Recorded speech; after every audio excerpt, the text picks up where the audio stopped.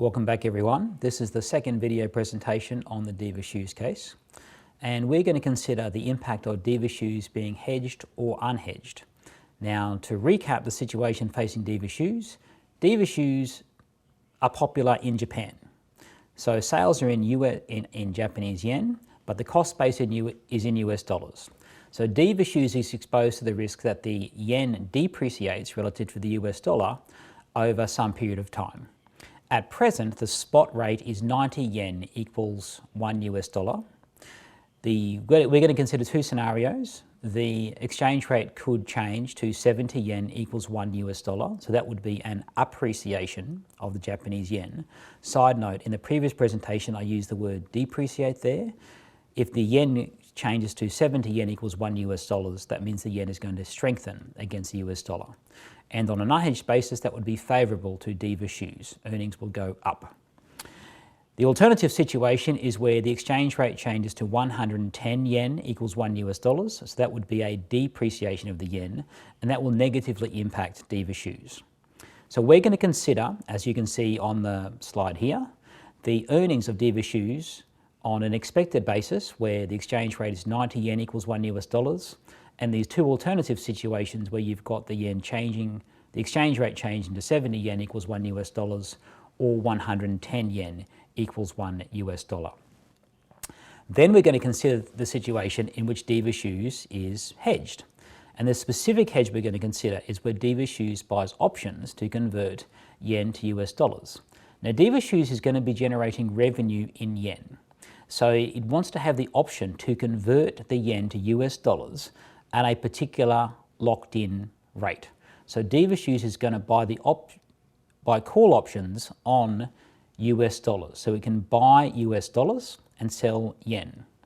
The exercise price is going to be the same as the current spot price. It's going to be 90 yen. The price of each call option is going to be 2.48 yen. This is going to cost Diva Shoes 99.1 million yen upfront because Diva Shoes is going to buy 40 million of these call options. Why 40 million? Because we're going to assume in this case that Diva Shoes is going to hedge 3.6 billion worth of yen of sales. So for explanatory purposes, we're going to assume that Diva Shoes hedges all of its risk exposure. That's not necessarily what would happen in reality. Just like we saw for the airlines, Diva Shoes doesn't necessarily have to buy call options to exchange yen for US dollars for all of its projected sales. But that's going to be the assumption we're going to make in this instance. So if Diva Shoes is going to hedge 3.6 billion yen of sales, and the exchange rate is projected to be the current spot rate of 90 yen equals $1 US, that's going to translate to 40 million contracts. Each contract is going to cost 2.48 yen, which in aggregate is going to cost Diva Shoes 99.1 million yen. That is 40 million contracts times 2.48 yen per contract.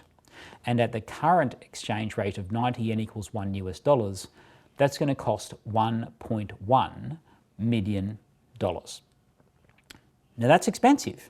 We're going to see that that is a material proportion of Diva Shoes after-tax profits. So Diva Shoes would only enter into this transaction if it thought there was a material, long-term and asymmetric consequence of being unhedged versus being hedged.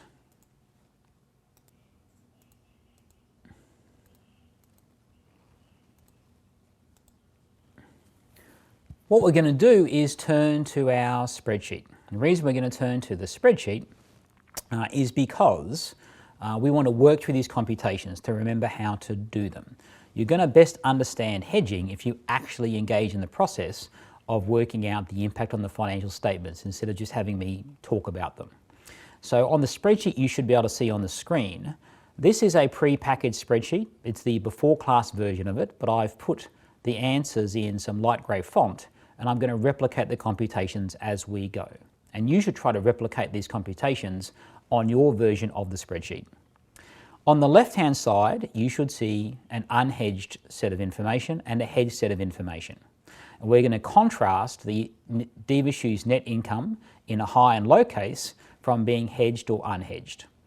As a convention, as I mentioned in our previous video presentations, I am incorporating assumptions in blue font and calculations are going to be in black font.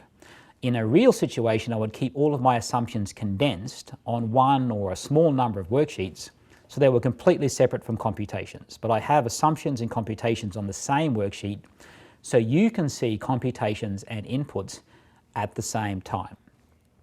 So let's start populating the spreadsheet. As I mentioned earlier, the sales to be hedged is going to be 3.6 billion yen.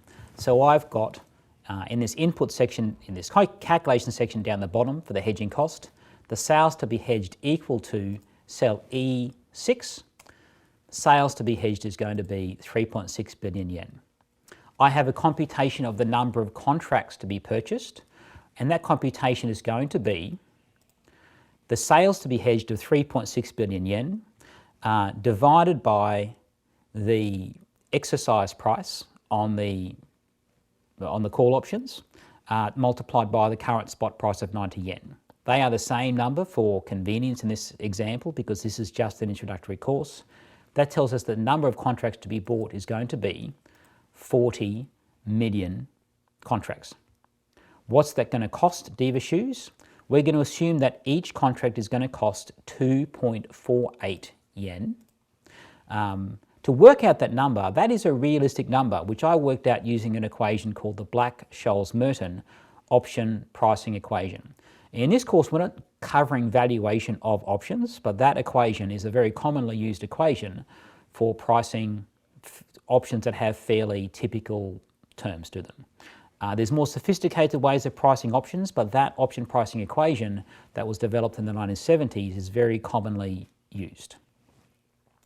So the cost of hedging is going to be the number of contracts times the cost per contract, which is going to be cell J7 times J28, which is going to be 99.2 million yen.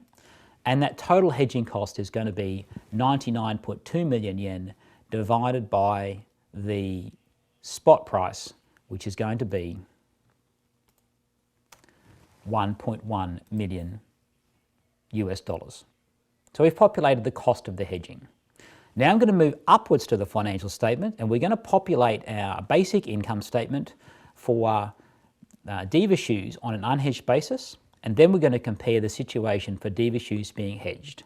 Now, just like for our JetBlue discussion, this doesn't necessarily comply with accounting standards. All right, this is just a basic introduction. You'll be covering more specific accounting information in later courses. So in our world, for these introductory sections, we're just going to consider the cost of hedging as a direct cost and the hedging payoff as flowing directly through the income statement.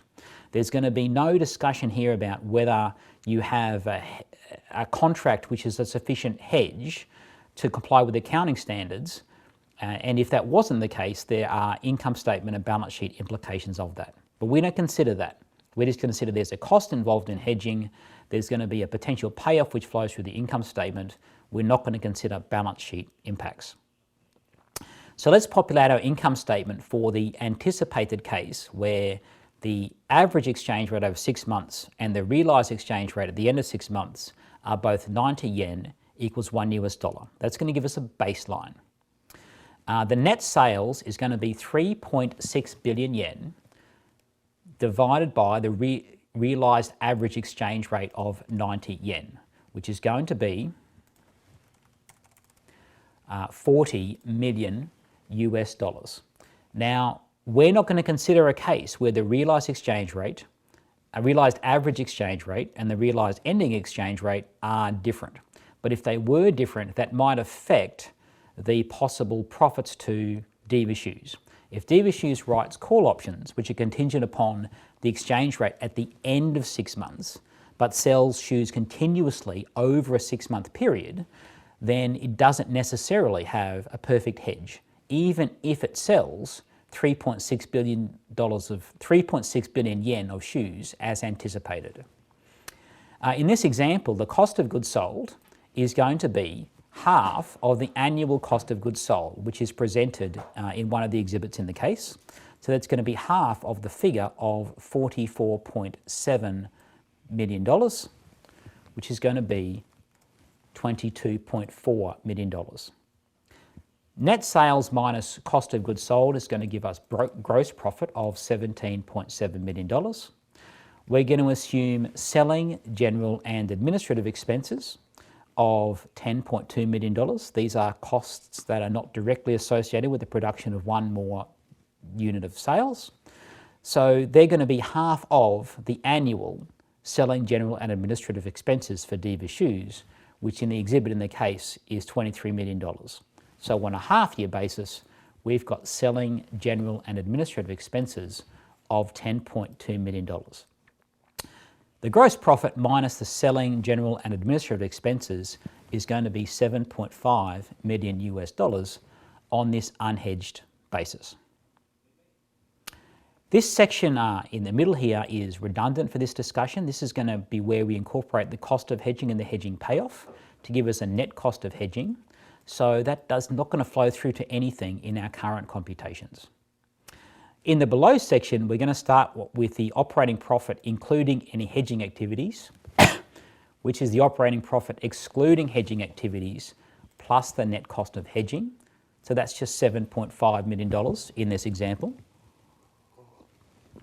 We're going to incur a half-yearly interest expense of $2 million, which is half of the annual interest expense that's presented in the exhibit in the case. And operating profit including hedging activities minus interest expense is going to give us a pre-tax profit of $5.5 million. We're going to have an income tax rate of 40%, and we're not doing any sort of complexity about tax losses carried forward or non-deductible expenses. We're just going to take pre-tax income times a 40% income tax rate to give us income tax expense of $2.2 million, and that flows through to net income of $3.3 million. So as a baseline, if Diva Shoes was unhedged and the exchange rate is 90 yen equals $1 US, net income is going to be $3.3 million. We're going to see how that changes with fluctuations in the exchange rate. So first of all, well, what happens if the yen appreciates to be 70 yen equals $1 US? All of the costs are going to be identical, all right, because we said that all of these costs are denominated in US dollars. In reality, if there was a downturn in sales, Diva Shoes might find a way to reduce costs, but we're not extrapolating to that more complex situation. So for all of these cost items, I'm just going to copy and paste as formulas all of those cost lines to the right. I've already done that, so I'm just going to highlight those in black font. So I've got my cost of goods sold, not fluctuation with a hedged or an unhedged situation, and not fluctuation with the exchange rate.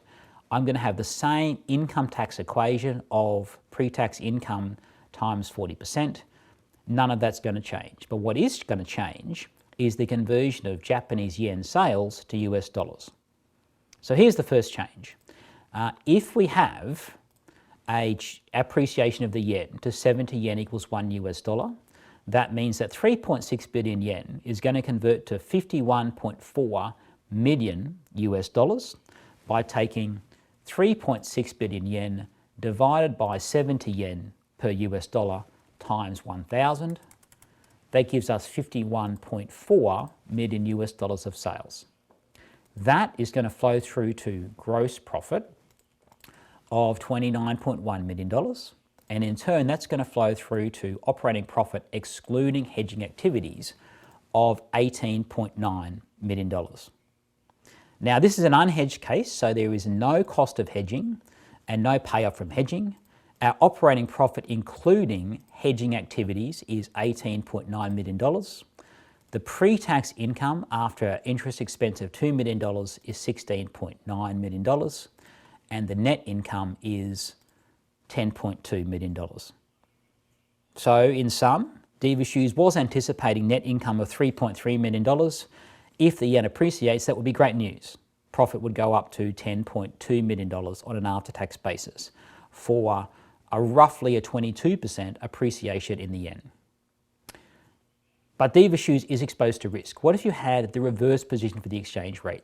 The exchange rate falls to be 110 yen equals $1 US.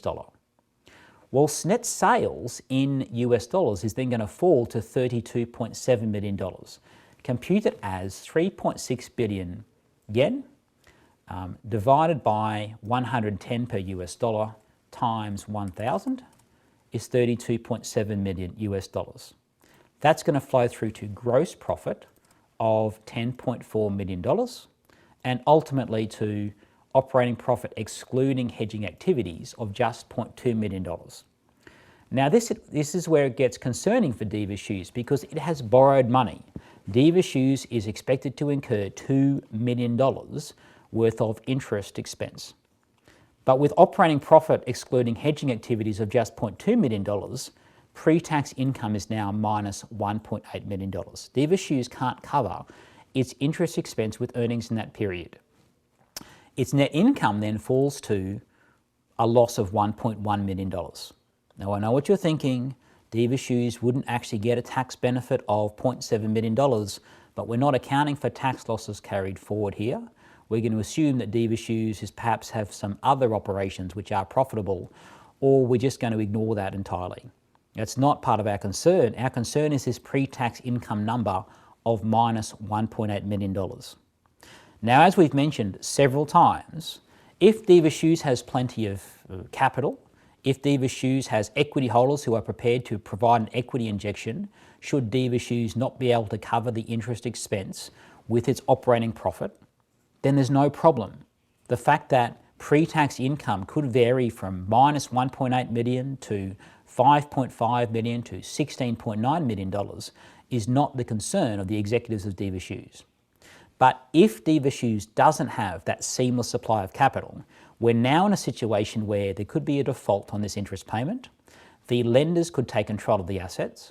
They may decide to sell the manufacturing plant to recoup what's owed to the lenders, and Diva Shoes loses the opportunity to receive the benefit of better times when the yen eventually appreciates relative to the US dollars and Diva Shoes survives. So it's the leverage here which is a problem for Diva Shoes, but that leverage might be important for Diva Shoes to generate enough returns on investment. So we want to see what would happen to Diva Shoes if it entered into hedging arrangements. So let's reproduce the financial statements under the assumption that Diva Shoes incurs a cost of hedging of $1.1 million to buy 40 million call options at a price of 2.48 yen per option. In the upper section of the income statement, where we computed the operating profit excluding hedging activities, nothing has changed. What's going to change is what happens below. So first of all, let's consider the situation in which the exchange rate is 90 yen equals 1 US dollar. The first line I'm going to incorporate here is the cost of hedging. That's going to be $1.1 million. If the exchange rate is 90 yen equals 1 US dollars and the exercise price is 90 yen equals 1 US dollar, this call option is not going to be exercised, right? The exercise price is equal to the spot price. There's going to be no hedging payoff here. It's a wash. And so the net cost of hedging, including any hedge payoff, is now $1.1 million. That's going to flow through in our fairly simplified accounting assumptions to operating profit, including hedging activities, of $6.4 million, whereas in an unhedged situation, that operating profit, including hedging activities, would have been $7.5 million. That flows through to a reduction in pre-tax income of $1.1 million, down to $4.4 million, whereas previously we would have said the pre-tax income is $5.5 million. And on an after-tax basis, that flows through to after-tax income of $2.6 million versus the unhedged case of $3.3 million.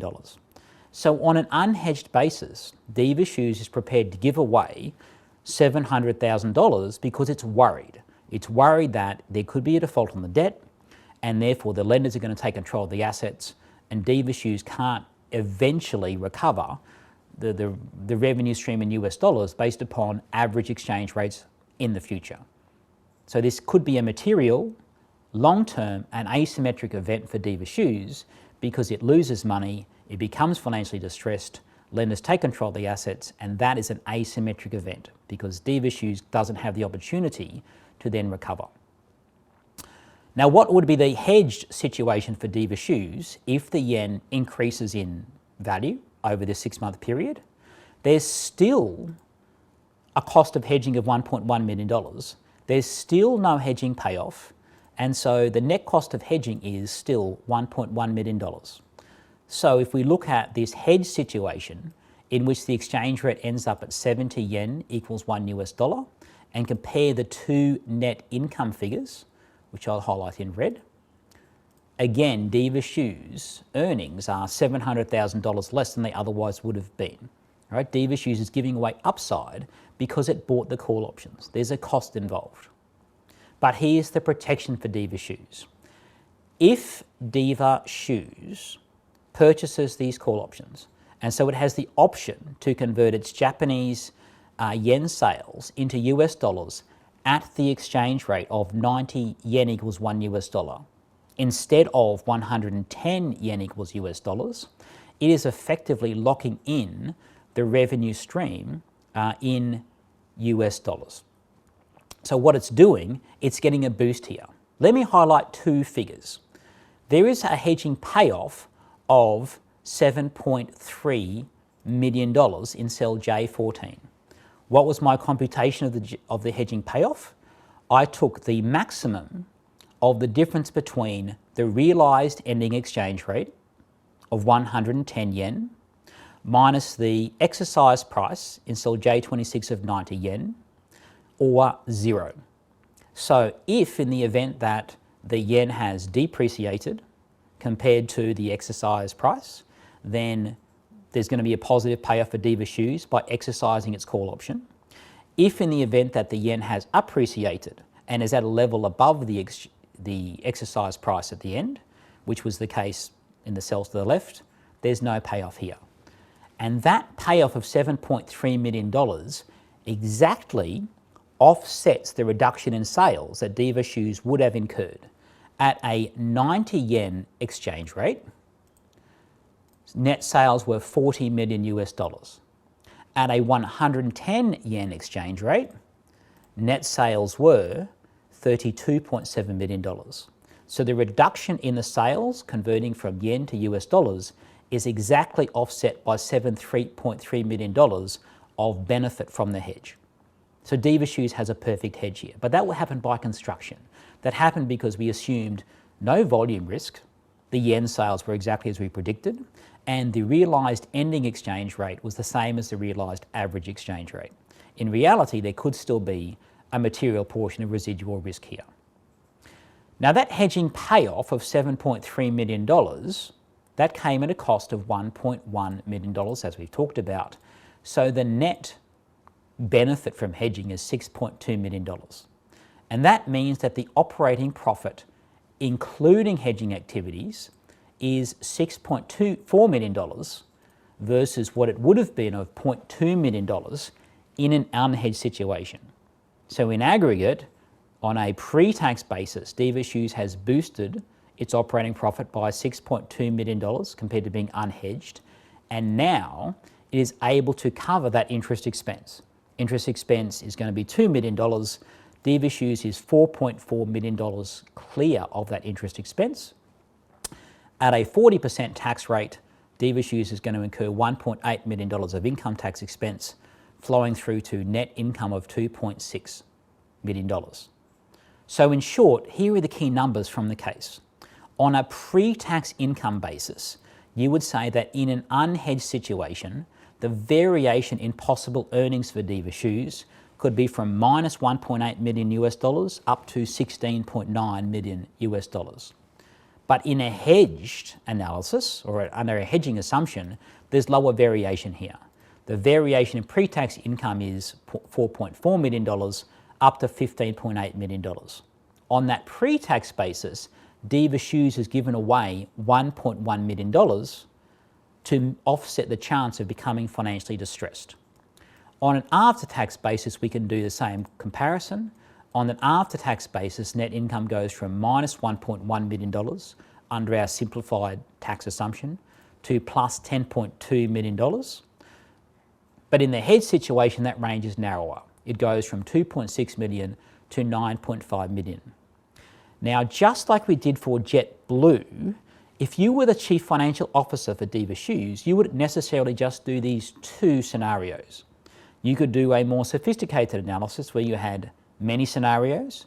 You could backtest this analysis using many different time periods. You could also incorporate uncertainty about sales volume. You could also incorporate differences between realised exchange rates and the realised end exchange rate. But that's where we're going to leave our discussion. One thing I do want to mention is be very careful about the hedging payoff. And I illustrate this on the PowerPoint presentation as well. With the hedging payoff, you want to work through the following process, which is replicated both on the spreadsheet and for the PowerPoint presentation. With the hedge payoff, work through the following steps. We want to say to ourselves, the option contract means I have the option to sell yen and buy US dollars. I have 40 million option contracts, and for every 90 yen, I can buy $1 US. Under the option contract, if Diva Shoes wants to exchange 90 yen for US dollars 40 million times, because there are 40 million contracts, Diva Shoes would receive 90 yen divided by 90 yen on $1 US times 40 million contracts. It would receive $40 million. If Diva Shoes did not have the option contract, if Diva Shoes wants to exchange 90 million yen for US dollars 40 million times, then Diva Shoes would have to transact at the spot rate. And if Diva Shoes transacted at the spot rate, it would only receive $32.7 million. And so this tells us that under the option contract, Diva Shoes is $7.3 million better off than if it did not have the option contract.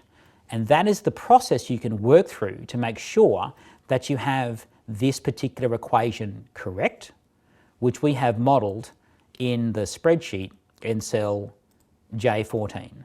I want you to think in terms of modelling the process. What would be the impact on Diva Shoes from being hedged versus being unhedged? And that will mitigate the risk that there is some sort of error that you make, because exchange rates can be confusing.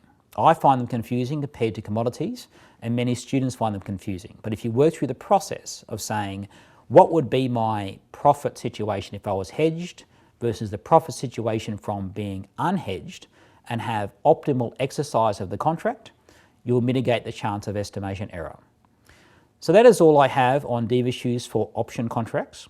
But in our next discussion, we're going to contrast the situation for Diva Shoes via hedging from futures contracts versus option contracts. And I will talk to you then.